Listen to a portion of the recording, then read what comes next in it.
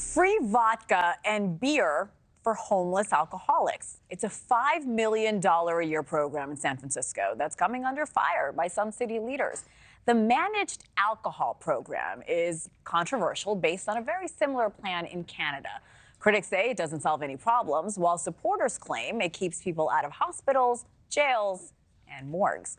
Kelsey Kernstein is here to explain. Hey, Kelsey, good morning. Hey there, Hannah. Good morning. Yeah, you just said it. This is a controversial program. It's been under fire, and it's estimated that it's costing the city of San Francisco $5 million a year. The Department of Health in the city describes it as a managed alcohol program. It says that it is, quote, interventions that aim to reduce the harms of severe alcohol use, poverty, and homelessness, which we know in the city of San Francisco is a big problem, and it's one that is not getting any better.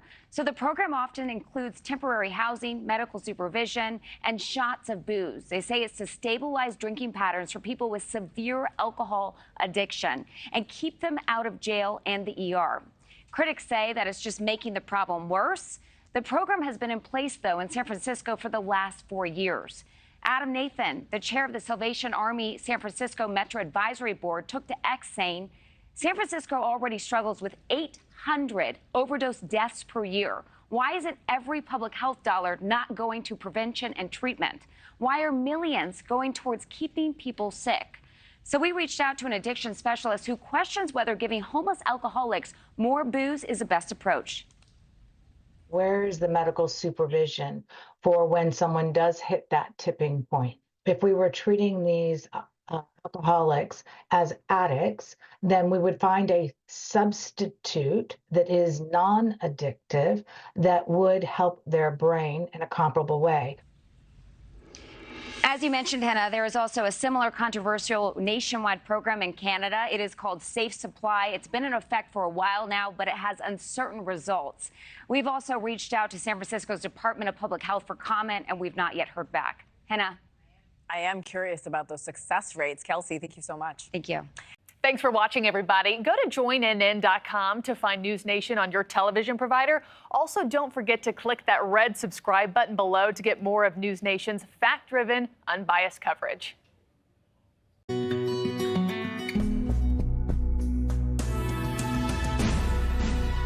you're going to be homeless, it's pretty easy here. I mean, if we're going to be realistic, they pay you to be homeless here. This right now is literally by choice. Literally by choice. Like, why would I want to pay rent? I'm not doing it. I got a cell phone that I have Amazon Prime and Netflix on. Now, it's like the cops are, it's like they're your neighbor, you know? They're paying me to be homeless?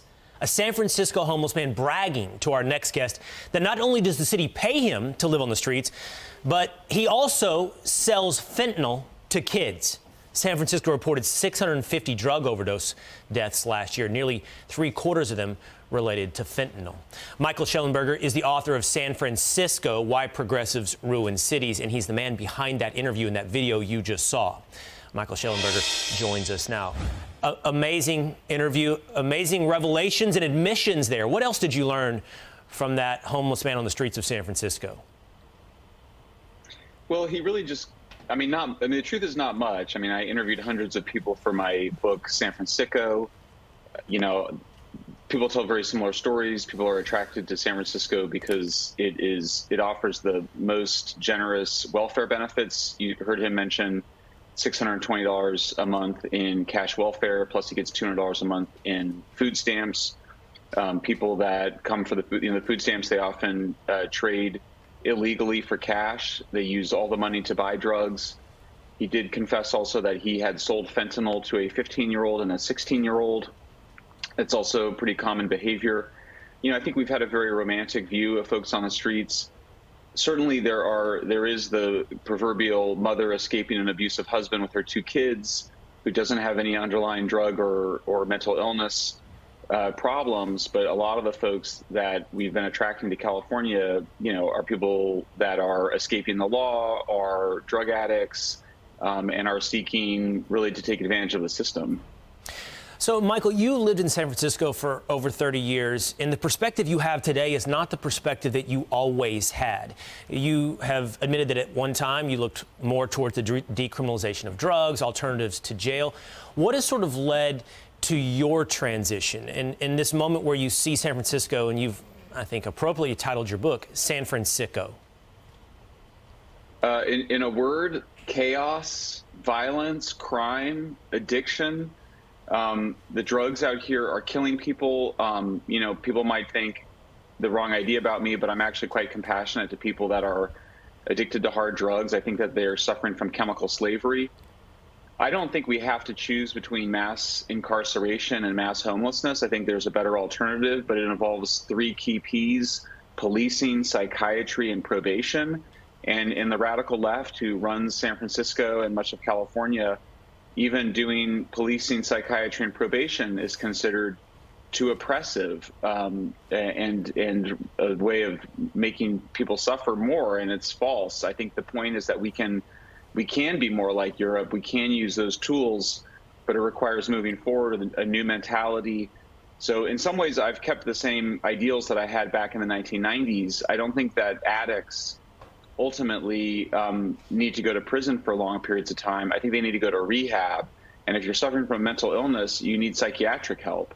But that's not the same thing as prison, but it's also not the same thing as living on the streets.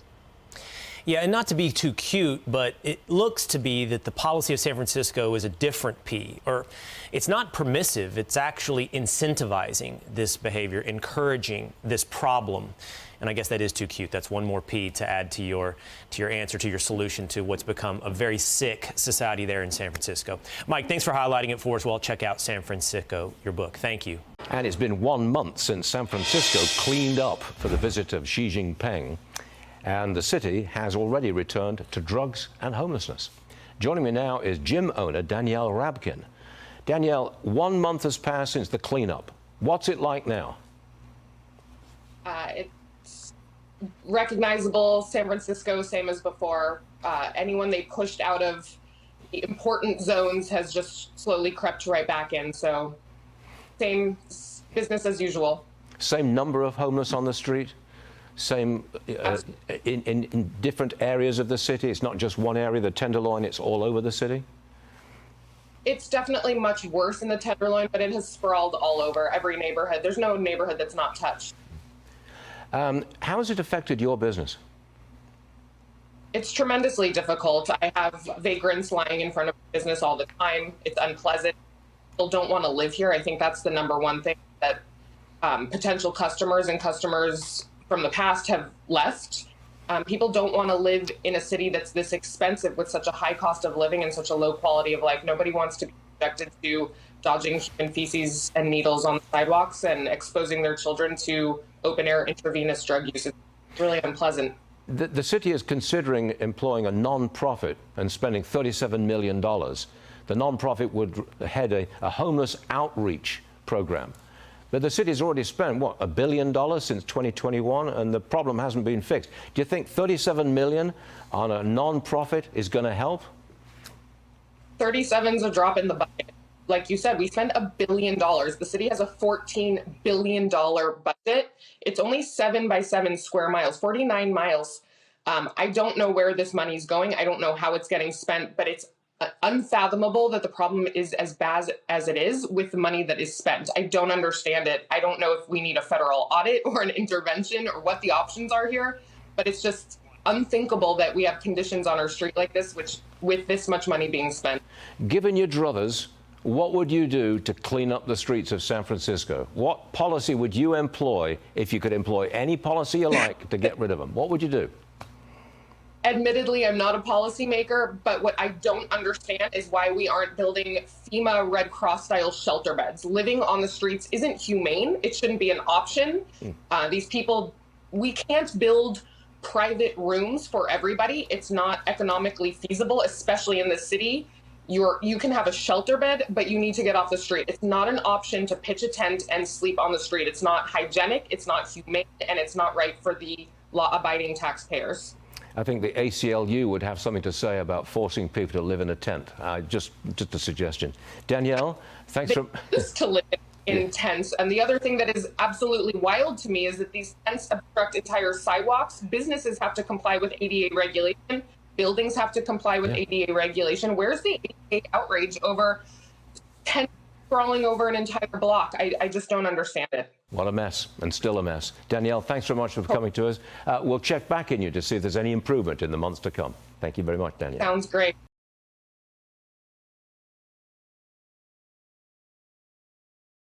Controversial. Controversial. Critic. Critic. Morgue. Morgue. Intervention. Intervention. Poverty. Poverty. Booze. Booze. Overdose. Overdose. Tipping point. Tipping point. Brag. Brag. Proverbial. Proverbial. Underlying. Underlying. Decriminalization. Decriminalization. Compassionate. Compassionate. Incarceration. Incarceration. Oppressive. Oppressive. Permissive. Permissive. Crept. Crept. Sprawl. Sprawl. Vagrant. Vagrant. Dodge. Dodge. Feces. Feces. Intravenous. Intravenous. Unfathomable. Unfathomable. Admittedly. Admittedly. Hygienic. Hygienic. Abrupt. Abrupt. If you enjoy this content, please consider subscribing to my channel to stay up to date with future videos. Thank you for watching.